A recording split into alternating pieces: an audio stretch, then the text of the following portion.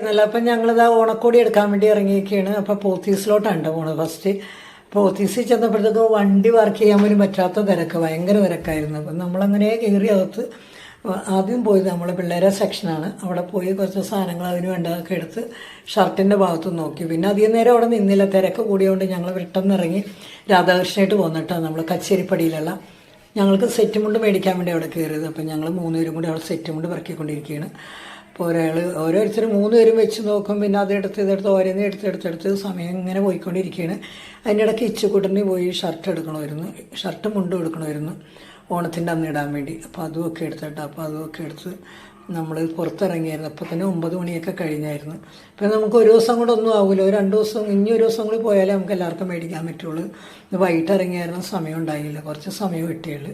അപ്പോൾ നമ്മൾ ഭക്ഷണവും കഴിച്ചിറങ്ങിയത് ആ വീടെത്താറായിട്ട്. അപ്പോൾ ഇച്ചുക്കുട്ടന് ഉറങ്ങണ സമയമൊക്കെ ആയി. അതുകൊണ്ട് ഇതാ ഓടി അകത്തോട്ട് കയറിയാണ് വാതിൽ തുറന്നപ്പോൾ